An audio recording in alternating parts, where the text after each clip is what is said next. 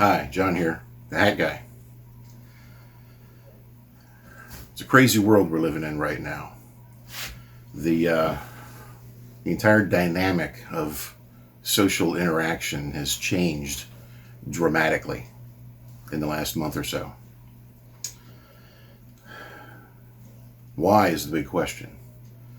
Now, you ask the average person on the street and you're going to hear, oh, coronavirus or COVID-19. Yes, that is the keywords that they're using to introduce us into this new lifestyle, which I believe is here to stay, at least for the most part. And yes, I still believe the numbers do not add up to the panic that we're seeing. They simply don't. They never have, they don't now, and they never will. They've tried throwing out numbers that sounded really big and scary, but even they weren't all that big compared to problems we've had in the past that went largely unnoticed by most people. Swine flu is a prime example. Far more people died of the swine flu than have died to date of this one, or that are expected to die from this one, even by the worst case scenarios that they have presented, none of which have come true. So I'm not going to talk about the virus, because I don't think that's what this is all about. The virus is simply what they're using to bring about this new world order that we've been hearing about for decades. Many past presidents on both sides of the fence in this country have talked about it. George H.W. Bush talked about it extensively. His son, George W. Bush, signed an agreement with Canada and Mexico, forming the North American Union. Very similar to the union that everyone seems to know about in Europe, the European Union. The difference is, North American Union's just been set on the shelf and forgot about. But it's been signed by all three countries. It hasn't gone away. Anyway, there's going to be a reason behind this. And what is the reason? Well, if we look at a Bible, and I've got several right here on the shelf. If you look at a Bible, the Bible will tell you that in the time of the end, there will be a one world government made up of 10 kingdoms which have no power. Now, the North American Union is an organized entity. It does exist. It's been signed into existence. It has no power because it's never been implemented. My belief is that that is one of those 10 kingdoms. The worldwide government has also already been established back in the 40s or 50s. I don't know the exact date, but the UN serves that purpose. It is a worldwide recognized organization, and it is a government of sorts. It also has very little power right now, but that, I think, will change. And it's hard to pin a date down to the UN because there were other organizations prior to that. The UN is just the current entity that serves that purpose. The problem has been no one has ever been able to dominate the world. The Romans thought they did 2,000 years ago. They had control of all of the world that they knew about. The problem was they didn't know about a lot of it. Today, we have a pretty good idea of where everybody is on the planet. The Roman Empire was based in Italy, which is right here in Rome, and it encompassed all of this area, which is pretty much all they knew about. We're over here in the United States. I personally am right here in Northeast Florida. But the total domination of the globe is what they're looking for. Now, how do you go about doing that? Well, if you lived back in the Middle Ages, or in many times in the past, in fact, the Old Testament of the Bible is full of stories all through where different nations conquered Israel. They would generally do it by laying siege to the city of Jerusalem. At one point, they built a wall around it. Jerusalem has a wall, and at times it's been built by enemies, and at times it's been built by the Israelites themselves for protection. Walls work both ways. They keep people out. They also keep people in. The To lay siege on a city, you would encircle the city, build a wall, or if it was a walled city, and most cities were walled cities back then, you would put your army all around the outside of the city, and you would just not let anything go in or out. And you would stay that way. Bible tells us sometimes it lasted years. You're 2 or 3 years behind the walls of a city and nothing's getting in or out. No food, no trade, no commerce, nothing. Eventually you run out of food because there's more people in a city than the city can feed without help from the outside. And they did it largely with weapons similar to this one. No firearms. Just, I mean, that's coming at you. That's a pretty scary thing to have come at you. But that's the kind of weapons that they used. Now they had other things too, like catapults and trebuchets. Those are some fascinating designs of medieval weaponry, but the bottom line is it was people armed with whatever they could make. And they kept the people in and ultimately either killed them all off, or a lot of times they used disease during the Dark Ages and the Black Plague. They would, when the people would die of the plague, they would take the bodies and throw them over the wall into the city to get the plague inside the city. And then that would wipe everybody out of the city, and then they would just go in and take over and enslave whoever was still alive or kill them. That's been the way war has been waged throughout history. Now, yes, there are big battles that happen all the time. We read about them in history books. Prime example is World War I. This book, America's War for Humanity, a pictorial history of the World War and liberty. Clearly it was written before World War II happened because it was the World War. This talks all about the World War. And we're all familiar with the World Wars in the history. World War II is a real good example. World War II and right after World War II was probably the last that the siege type of activity had taken place. And the last example I can think of, and I'm sure there are others, but the last one I can think of is Berlin. After the Allies defeated Germany in World War II, Europe was divided up because a map before the war was radically different from the map after the war. Germany had taken over everything. A lot of the countries that were there before came back to being. A lot of the countries they didn't know what to do with. That's why Eastern Europe has always been such a turmoil and argument over borders, because it was all fresh in people's minds. Yugoslavia existed, then it didn't exist, then it was several different countries, and it's been back and forth all over the place. And that's just one example of many. But a real good example of the siege type mindset is Berlin. After World War II, literally overnight, while people slept, the Soviet Union, along with help from East Germany — Germany was split in half. There were two countries back then. It was East Germany and West Germany. East Germany was basically controlled by the Soviet Union, and West Germany was controlled by the Allies. United States, England, Canada, Australia, the Allies. And now the Soviet Union was one of the Allies. That's why they got a piece of it.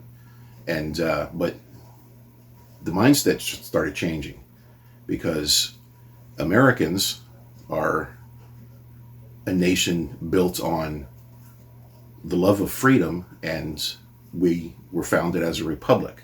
The whole idea of a democracy is a completely different topic. We're not a democracy. We never have been. We've been a republic, rapidly heading towards totalitarianism, and I'm going to get into that. But the Soviet Union was a communist country, very much at odds with the idea of freedom. So they were given half of Germany because they helped win the war. We were given the other half of Germany. They were set up as their separate nations, but the influence that we were allowed to give was devoted to one half, and their influence was on the other half. But the interesting thing is the city of Berlin. Berlin was the capital of Germany and always has been. But Berlin is located in East Germany. So what the Soviet Union did overnight was they decided to build a siege wall around East Germany, around West Berlin rather. They walled in West Berlin as a siege. They completely surrounded it. The difference was, due to the agreement and the treaties, we were still allowed to fly in and out, so it wasn't a true siege. The siege actually worked in reverse because the people from East Berlin were always trying to get into West Berlin, because once they were in West Berlin, they were free, and the East German government and the Soviet Union couldn't do anything to them.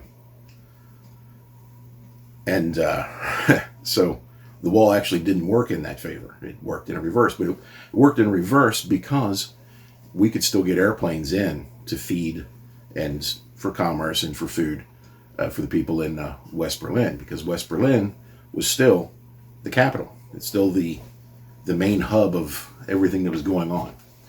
And I apologize, I got something in my eye. So that's an interesting example, but one that kind of backfired. And it's not really a process that we can use today. So if you're going to take over the world, and the world is interconnected through the internet and through radio and television and airplanes, we could get on a plane and fly halfway around the world and think nothing of it.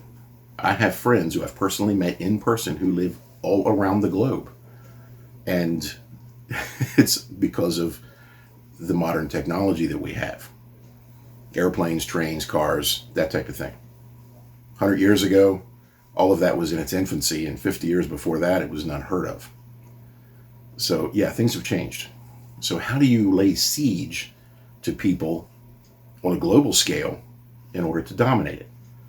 Because that's the only thing you can do. America is the land of the free. People love their freedom. They believe in the Bible for the most part. And when I say for the most part, I mean most people. There's a large number of people anymore that don't. It's a different topic. I'm not going down that rabbit hole. But it needed to be said. However, we're also known as the breadbasket of the world.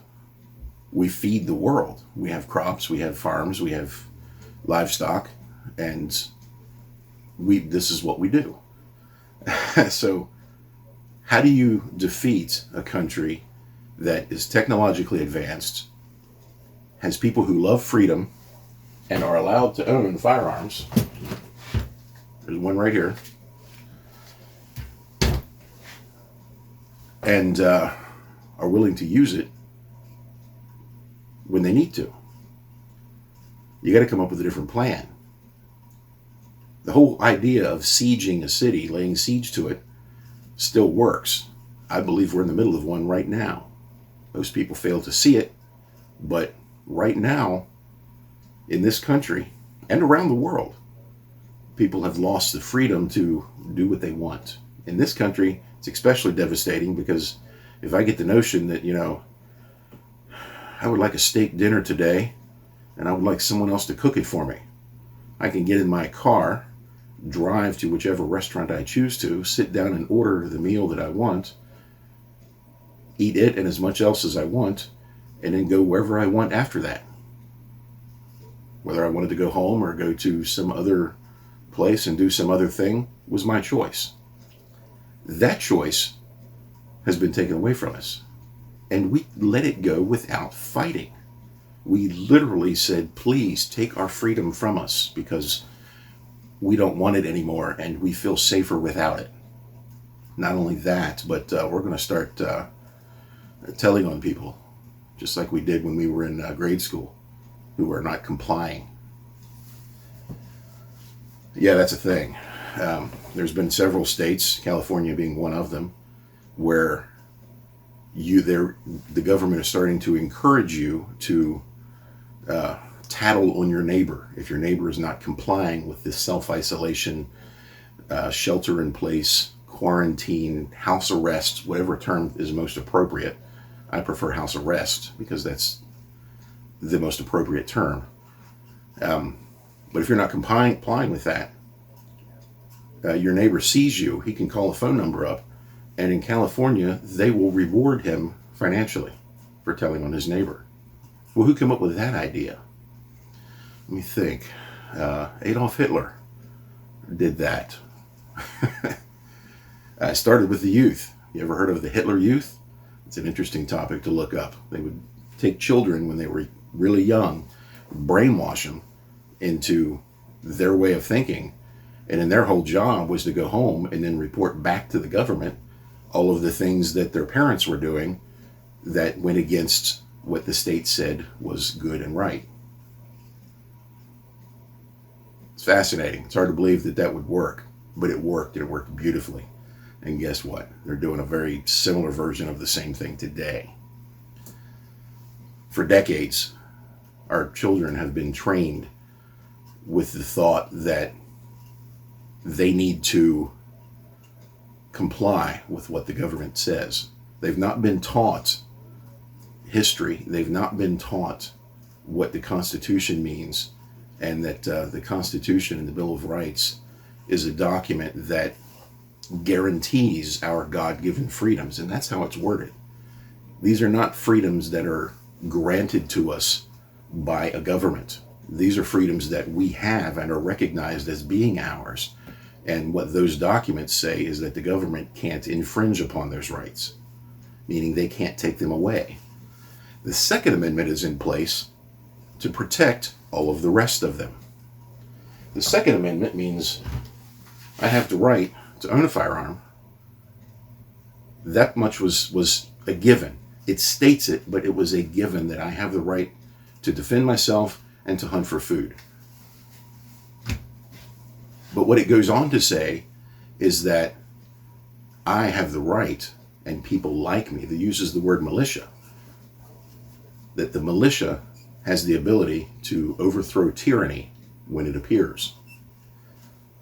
Not if it appears, but when it appears, because they knew that it would.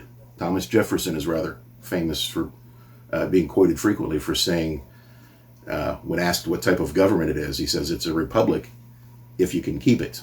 I believe it was Thomas Jefferson that said that, one of the founding fathers at any rate. But that's the point. We've allowed that to go, and our First Amendment rights, I've said that on here several times. We have the freedom of religion, and I can worship whatever God I want. I choose the God of the Bible because he's real. The rest of them aren't. I know he's real. He's proved himself to me many times. But not only do I have the right to worship God as I please, I have the right to assemble in large groups, either for worship or for whatever reason. It doesn't say I need a reason. It says I have the right to gather with other people for any reason. That right has been taken away from us universally, everywhere across this country. You're not allowed to gather in groups larger than 10. In some states it's 5. And there are exceptions to that. Grocery stores being a prime example. You can go into a grocery store. Yeah, they're starting to limit the number of people that can go in, but everybody in the world is going into a grocery store now because we have no choice. There are no restaurants anymore except for carryout, and they're discouraging you from even doing that. You're supposed to only send one person from each household to go, meaning we're literally on house arrest. And yes, the next step is pulling people over and fining them. Oh yeah, that's already happened, hasn't it? Of all places, Mississippi, heart of the Bible Belt. The state of Mississippi, last week, they were having a Palm Sunday service at a church. They did not have it in the building. They wanted to comply with the law and maintain social distancing and keep their 6 feet apart that is required under these new draconian rules that we're following. I'm not going to call them laws because they're not legal, but they are the rules that we're following. So the church had the ability to broadcast their sermon, so they did. They broadcast it on over the air, radio waves. And the people gathered in the parking lot of the church in their vehicles with the windows rolled up. And the pastor was broadcasting from the church. They were all there together, meeting together. They were maintaining social distancing, and they were not in the building. Police were called and went around and had to knock on the windows of each car to get them to open up, and then fine everybody in the car $500 apiece for violating the draconian measures that have been adopted. It's not legal, it's not right, but it's accepted, and people are starting to expect it. And Mississippi's not the only state. There's a lot of them doing it. There was a man in California arrested and carried away for violating the quarantine standards of not maintaining social distancing. What was he doing that got him arrested?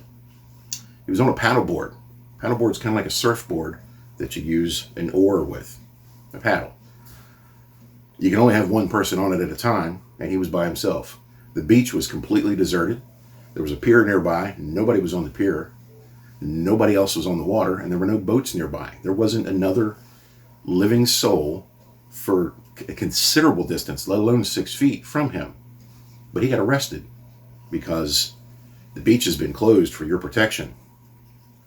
Parks have been closed. Here in Jacksonville, there was a headline yesterday where they took all of the basketball backboards and nets down off of the basketball courts in the public parks because the parks are closed, and they need to discourage people from actually going there and enjoying themselves and trying to get exercise in this time where there's very little to do and people are going stir crazy. And the list goes on and on and on and on. Similar laws in Kentucky I just read about. Pennsylvania. Maryland. I grew up in Maryland. I like to pick on Maryland because Maryland it's the East Coast version of California when it comes to insane laws. Maryland's the state that came up with the idea of instituting a rain tax. They've since repealed it, but yes, it passed for a while and you had to pay a rain tax. What that law meant was, if you had the audacity to pave a piece of ground or build a building on it, you had to pay a fine to the government based on the square footage of that as taken from satellite views. The fine was because of the fact that you were building a building and prohibiting the rain from entering the earth. Now, the rain is still hitting that building or that parking lot or sidewalk and rolling off and going into the earth. So that defeats the logic of it right there. But the second thing is, how is that fine going to help that spot of earth that didn't get the rain? Liberal logic makes no sense. Makes about as much sense as Common Core math. It doesn't.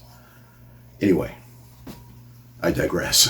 The state of Maryland, the governor of the state of Maryland, issued a proclamation.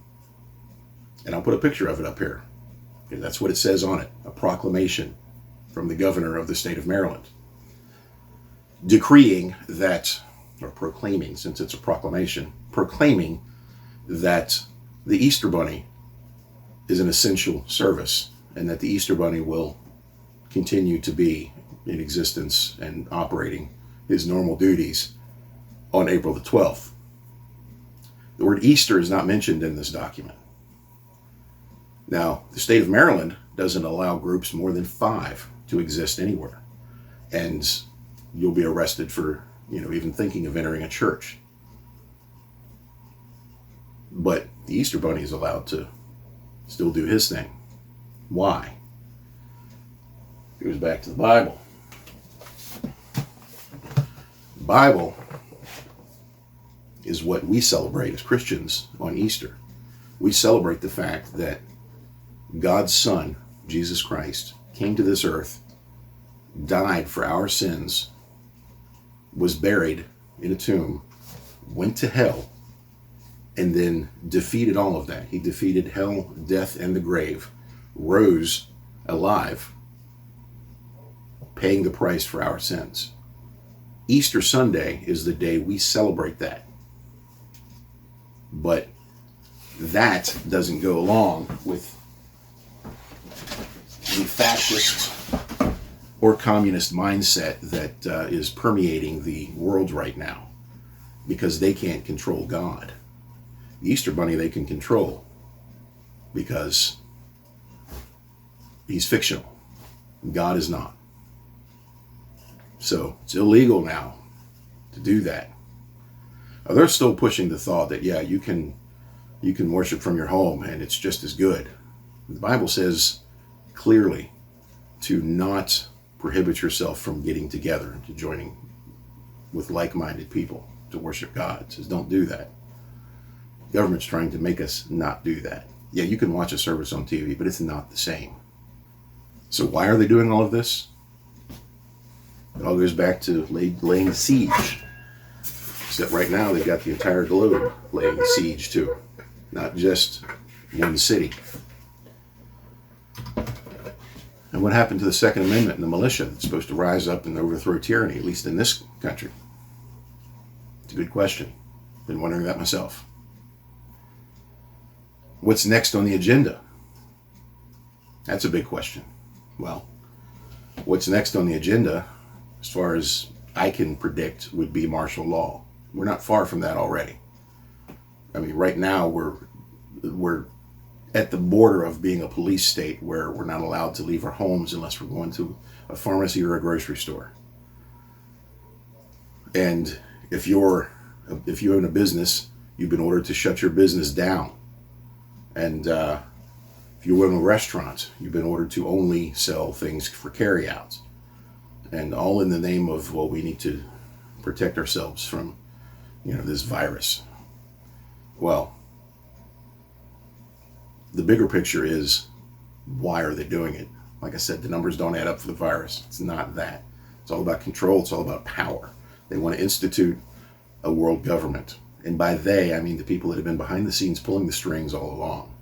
Yeah, I think Donald Trump is fighting them. I think he's resisting them.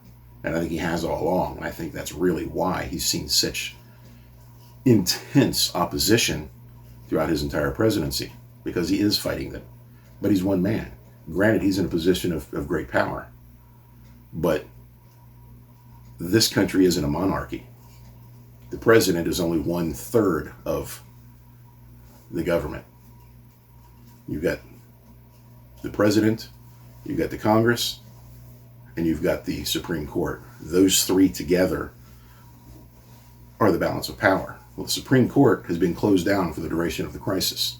It's one part of government that's gone. Why did they do that?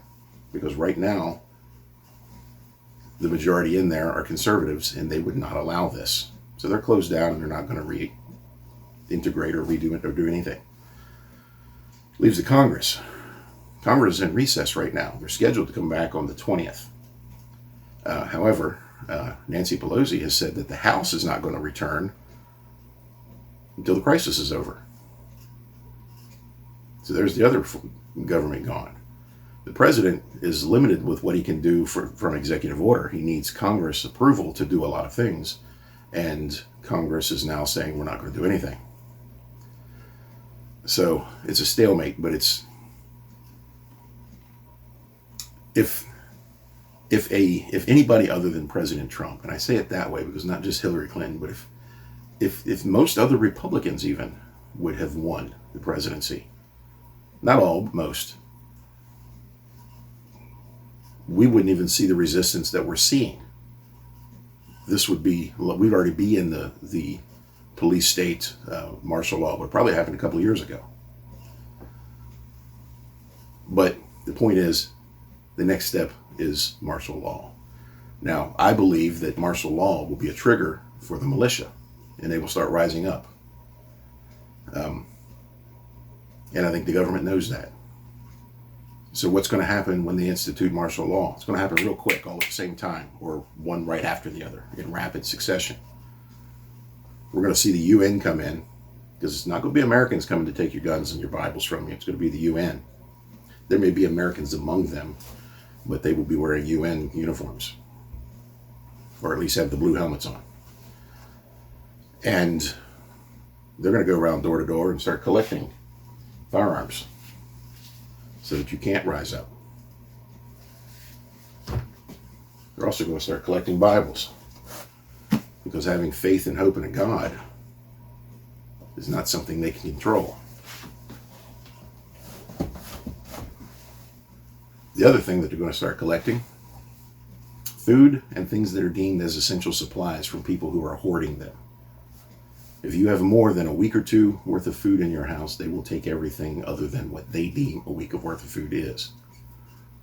If you have more than a week's worth of toilet paper, they will take the rest of your toilet paper. So all of you who have been hoarding a garage full of toilet paper, somebody else is going to have it. You're not going to be reimbursed. You'll be lucky if you're not arrested. Those are the rules that are coming. A month ago, everybody listening to this would have said I was insane for saying this would happen. But if you've been paying attention, especially this last week or two, you know that I'm on the right track here, and that's what's coming. I don't welcome it. I don't look forward to it. In fact, it kind of scares me a little bit. But I will stand up and fight when called. Granted, I'm middle-aged and overweight, and I've got my own issues. My back is not the strongest. But will I fight? Yes, I will, to the best of my ability. Because when I joined the Navy, I swore an oath that I would defend this country against all enemies, foreign or domestic. I questioned the word domestic at the time. Now I see the wisdom of it. But these are just my opinions. Just trying to let you know the world as I see it right now and give you a little bit of history. As you can see, I'm standing in a little bit of a library. I do have books. On the other side of that camera are 5 more bookshelves. There are 2 more in that direction off camera. And there's another room that has several more in it. I do have books. I like books. I enjoy books. I read books. Books are not something you can change. This book, History of World War I, was written prior to World War II. Now, if that was a website, that website can be altered, changed, and edited. Wikipedia is a fine example of that. It's 100 years old and still in remarkable shape and full of useful information. There's other books that are worth seeing. The series of Foxfire books are really good for survival and stuff. Things goes crazy. If things go crazy, and you find yourself in a situation where you're by yourself and you can't rely on technology anymore, these are the kind of books that will help you survive. Good information out of there. This is a real good one. Has a very self-evident title, How to Stay Alive in the Woods. It's full of all sorts of things about what type of plants you can eat, what kind of, how to make a snare and catch your food, all sorts of things like that. There's a wealth of information in these books, and granted, some of them are fiction. My shelves are not as organized as I would like, but the point is, stay informed. A lot of you right now are off work and looking for something to do. Find a book and read it. Find a history book and read it. Find a Bible and read it. And if you don't have one and you need one, I've got quite a few. You can see several right here. There's a bookcase over there behind the camera that has a stack of brand new Bibles for this very purpose, to give someone that needs one. If you need one, contact me. If you're within a driving distance, I'll deliver it. If not, I will mail it to you. It's important. These are my opinions. I'm John. I'm the Hat Guy. Stay safe. Stay vigilant. Question things that you're told that sound a little odd. And have a good day.